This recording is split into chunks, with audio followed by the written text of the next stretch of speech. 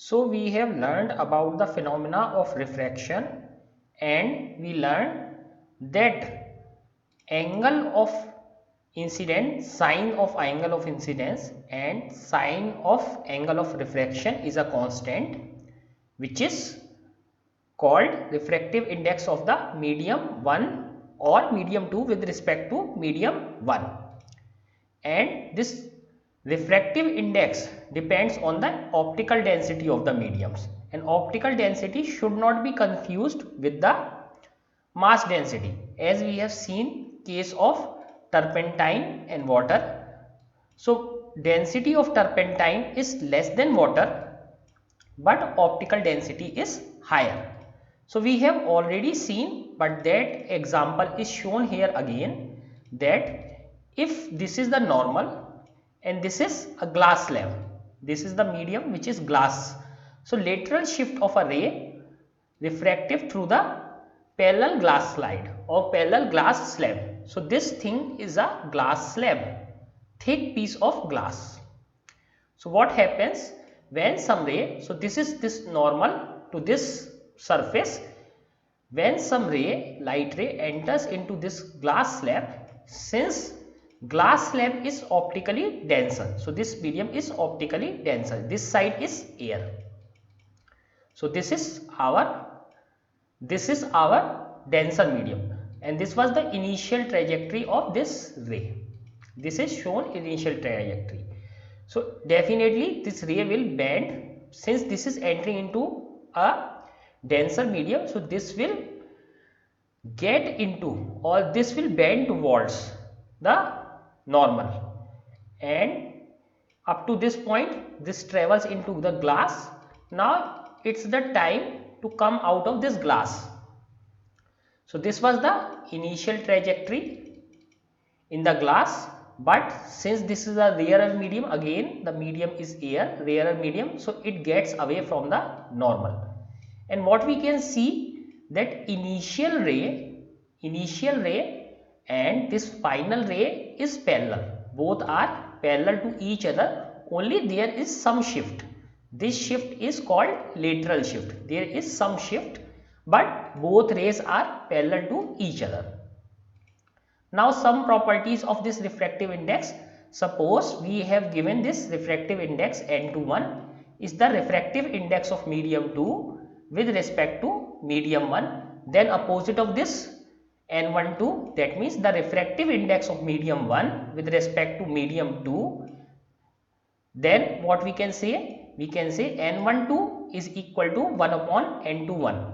How do we get this? Because N21 was nothing but N2 upon N1. So if we reverse N1 by N2, so what we get? We get N12. Both are inverse of each other. So N21 is nothing but 1 upon N12 from this formula. So we have reversed this. So this is also reverse, which is equal to 1 upon N21. So in this way we get this formula. If the refractive index of medium 2 with respect to medium 1 is N21, then it is inverse of the N12. It also follows that N32, suppose there is a third medium, so what is the refractive index of this third medium with respect to second medium? Is the refractive index of medium 3 with respect to medium 2. Then what we have? We can say this N32 is nothing but N31 into N12. So how do we get this formula? Because N32 is nothing but N3 by N2, which is equal to N3 by N1 into this is N1 by N2. So N1 and N1 gets cancelled out. So again we get N32. So this is the formula which is mentioned here. N32 is nothing but N31 into N12, where N31 is the refractive index of the medium 3 with respect to medium 1. So these are some of the formulae related to refractive index. Now some elementary results based on the law of refraction follow immediately. For a rectangular slab, so here the rectangular slab, glass slab is shown here. The refraction takes place at two interfaces. What are two interfaces? This is interface 1 and this is interface 2. So two times refraction is taking place. First air glass and second is glass air. Two interfaces, first is air and glass, second is glass and then air. It is easily seen from figure 9.9, this figure, that R2 is equal to I1. So this, if this angle from the normal is called R2, that means angle of refraction at the second interface, angle of refraction at the second interface, this is equal to I1, angle of incidence at first interface. So this we have seen, because initially the ray bent toward the normal, then when it came out, then it moved away the normal, and this property, we have used this property of the refractive indexes, and what we found, that this R2 is equal to I1, this I1, angle of the incident at first interface is equal to angle of refraction at second interface. So this we have got.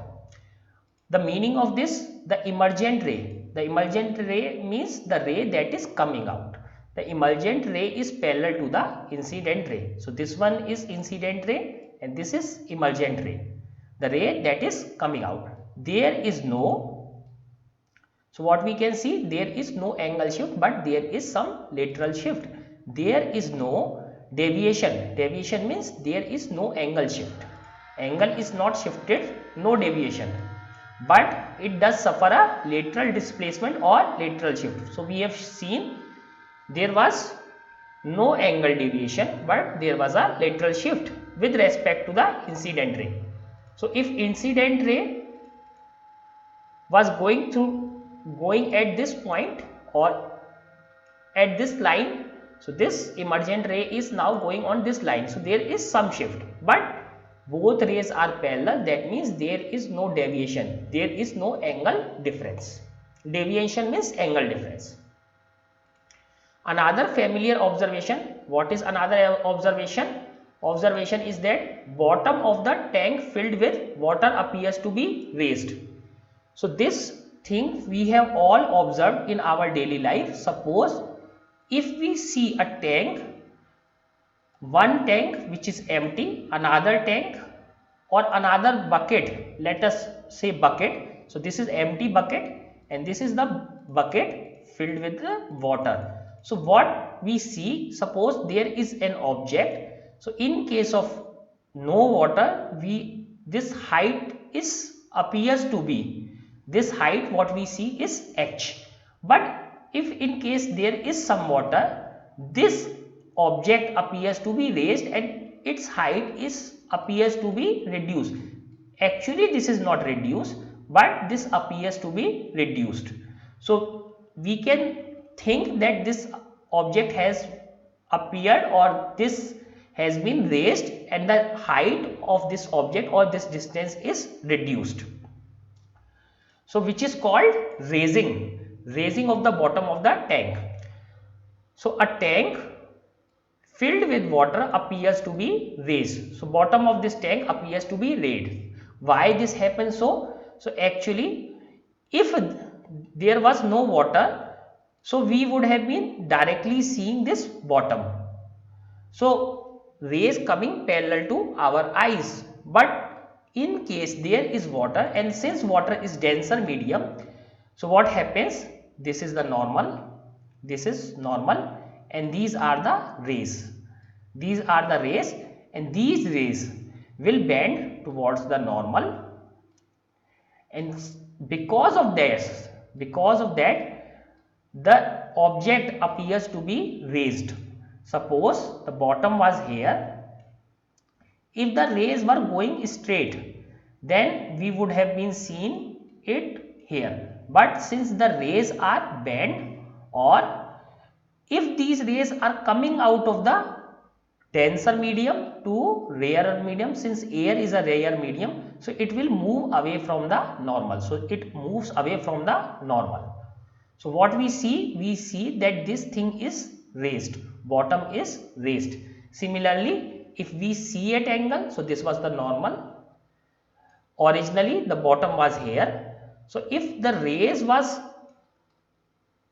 going in this direction, then we would have been seen the actual position, but definitely as the rays are coming, so this was the original position and it moves away from the normal. So even in that case, what we see that height is here, actual height is this much or actual depth is this much, but this is apparent depth. This is called apparent depth and this is real depth. So apparent depth is reduced. For viewing near the normal direction, it can be shown that apparent depth, what is apparent depth? This is apparent depth which is appearing. Apparent depth means the depth that is appearing is the real depth h2 divided by the refractive index of the water. So what is the relation between apparent depth and real depth? H1 is nothing but real depth, this is real and this is apparent, that means appearing depth.